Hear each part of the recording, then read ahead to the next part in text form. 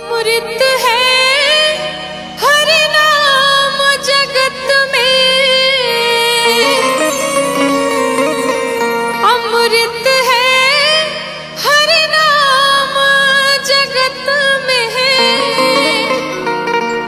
इसे छोड़ विषय विष पीना क्या, हर हर नाम नहीं तो जीना क्या, हर नाम नहीं तो जीना, हर नाम नहीं तो जीना क्या, हर नाम नहीं तो जीना क्या। अमृत है हर नाम जगत में, अमृत है हर नाम जगत में। इस छोड़ विषय विष पीना क्या, हर नाम नहीं तो जीना क्या, हर नाम नहीं तो जीना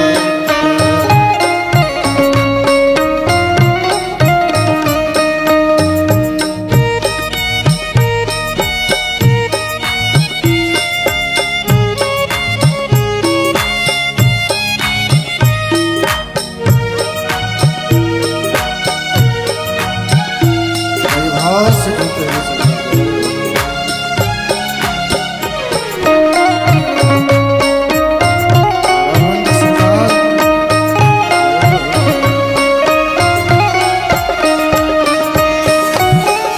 काल सदा अपने रस डोले, ना जाने कब सिर चढ़ बोले। एक काल सदा अपने रस डोले, ना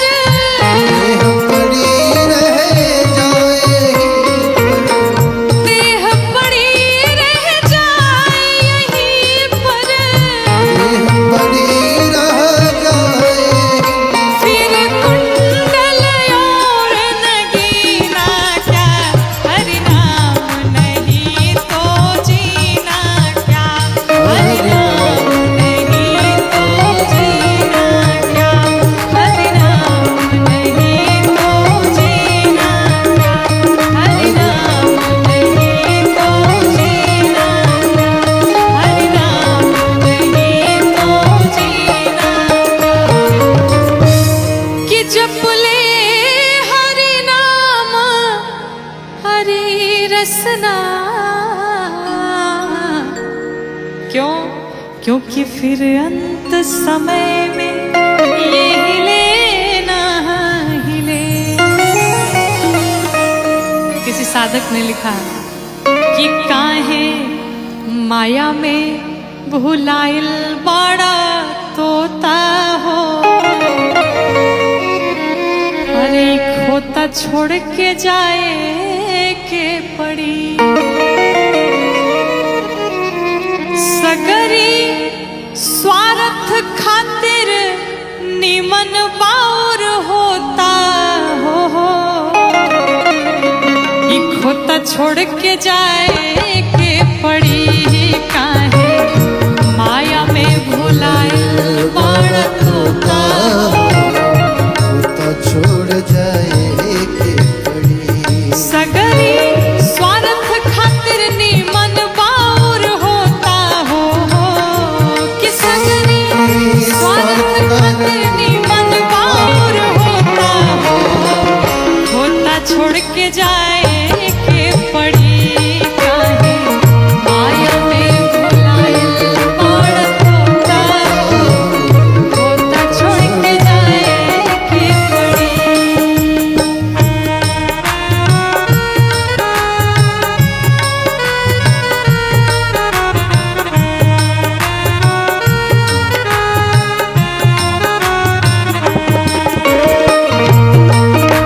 आनंद सरकार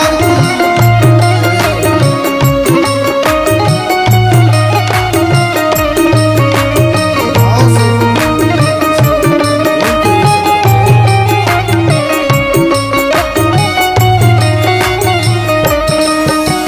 चाहे आप जितना भी धन कमा लीजिए, साधक कहता है लाख करोड़ धन तू कमैबा, लाख करोड़ धन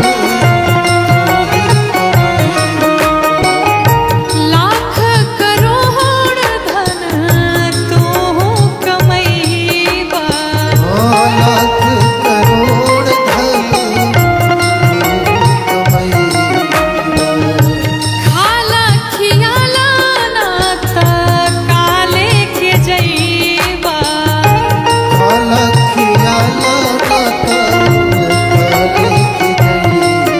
हाँ खाला खियाला नात काले के जैबा।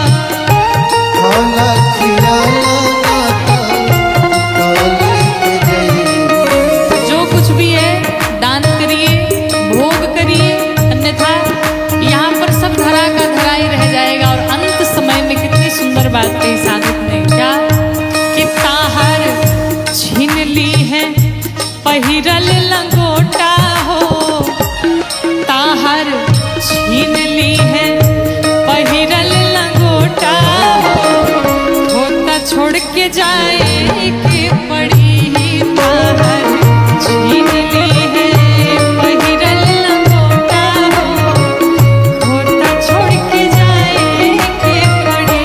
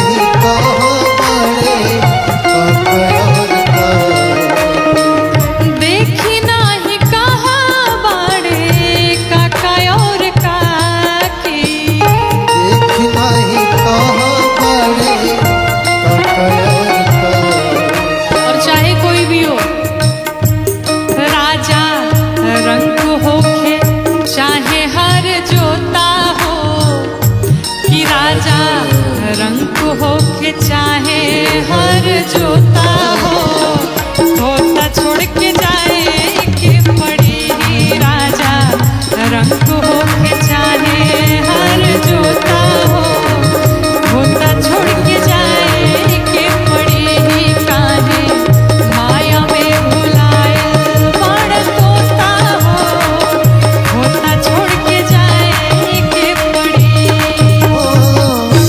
सब कुछ छूटी हो, सब कुछ छूटी,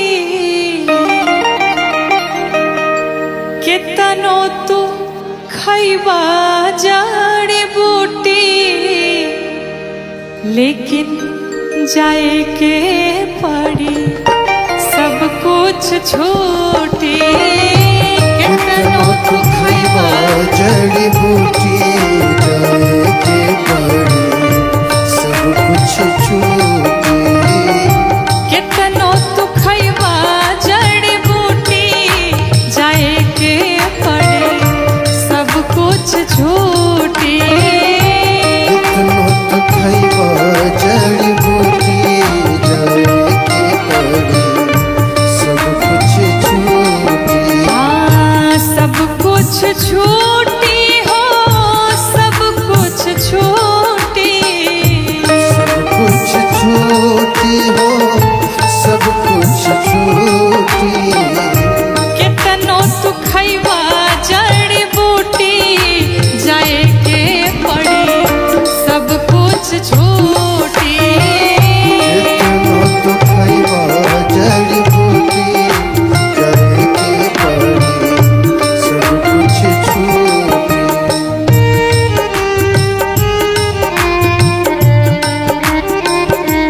हरि बोल।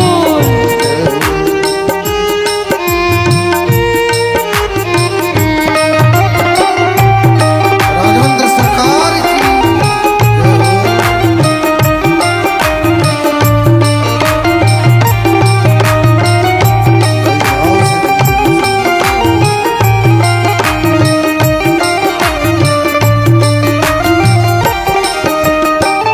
बिल्डिंग आलीशान संग मरमर के मकान हो, आलिशान संग मरमर के मकान हो, सारा मृत्यु लोक के साधन समान हो, सारा मृत्यु लोक के साधन समान हो, बिल्डिंग आलीशान संग मरमर के मकान हो, आलिशान संग मरमर के मकान हो, सारा मृत्यु लोक के साधन समान हो, सारा मृत्यु लोक के साधन समान हो, जाई नाही साथे कौड़ी फूटी, जाए के पड़ी सब कुछ छूटी, जाई नाही साथे कौड़ी फूटी, जाए के पड़ी सब कुछ छूटी।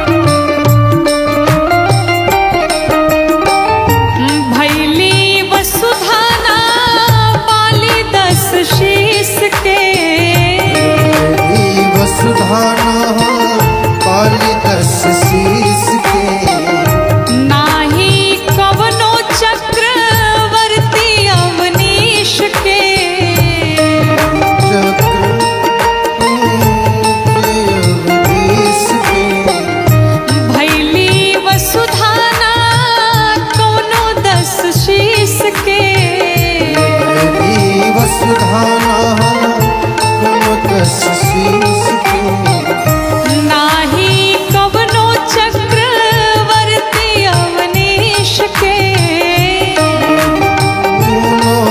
चक्रवर्ती अवधीश के सास के डोरी जहिया टूटी जाए के पड़ी सब कुछ छूटी सास के डोरी जहिया टूटी जाए के पड़ी सब कुछ छूटी।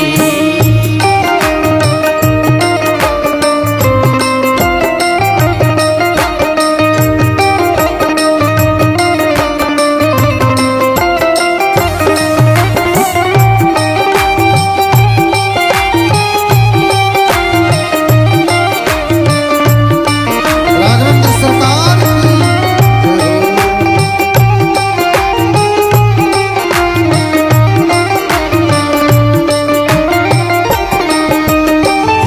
शाश्वत सत्य बस एक राम नाम जी शाश्वत सत्य बस एक नाम राम जी गौरी शिकारी के बस यही से बकाम जी गौरी शिकारी के बस यही सेवा काम जी शाश्वत सत्य बस एक राम नाम जी शाश्वत सत्य बस एक राम नाम जी गौरी शिकारी के बस यही से बकाम जी गौरी शिकारी के बस यही सेवा नाम जी राम धन के केहू नाही लूटी जाए के पड़ी सब कुछ छूटी राम धन के केहू नाही लूटी जाए के पड़ी सब कुछ छूटी कितनो तू खइबा जड़ी बूटी जाए के पड़ी सब कुछ छूटी कितनो तू खइबा जड़ी बूटी जाए के पड़ी सब कुछ छूटी। हरे राम नाम सुखदाई भजन कर भाई ये जीवन दो दिन का राम नाम सुखदाई भजन करो भाई हाँ राम नाम सुखदाई भजन कर भाई ये जीवन दो दिन का सुखदाई भजन करो भाई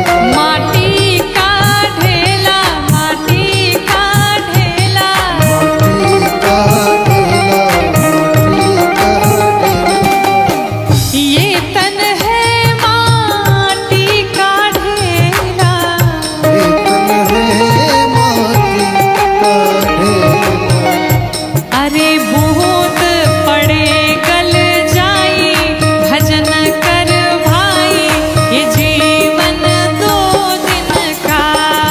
बूंद पड़े गल जाई, भजन कर भाई ये जीवन दो दिन का। राम नाम सुखदाई, भजन कर भाई ये जीवन दो दिन का। राम नाम सुखदाई, भजन कर भाई ये जीवन दो दिन का। ये प्रथमा भगति तन कर संगा। पहली भक्ति संतों का संग है, और जिसने जीवन में पहली भक्ति पूर्ण कर ली, जीवन में आठों की आठों भक्तियां अपने आप चली आएंगी। तो आइए सुंदर पद से सीखते हैं कि हर हाल में खुश रहना, हर हाल में खुश रहना, संतों से सीख जाए। हर हाल में खुश रहना, संतों से सीख जाए। हर हाल में खुश रहना, संतों से सीख जाए। हर हाल में खुश रहना, संतों से सीख जाए। हर हाल में खुश रहना, संतों से सीख जाए। हर हाल में खुश रहना, संतों से सीख जाए। महफिल में जुदा रहना, महफिल में जुदा रहना, संतों से सीख जाए। महफिल में जुदा रहना, संतों से सीख जाए। हर हाल में खुश रहना।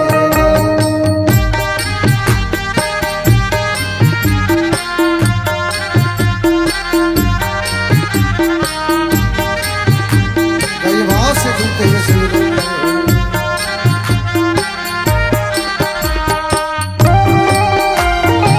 राघवेंद्र सरकार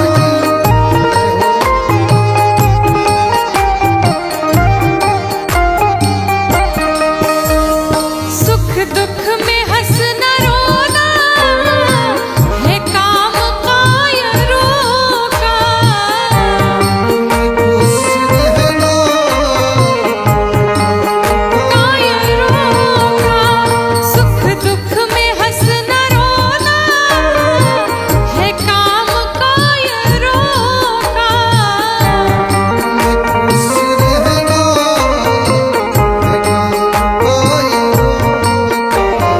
दोनों में मुस्कुराना, दोनों में मुस्कुराना, संतों से सीख जाए। दोनों में मुस्कुराना, संतों से सीख जाए।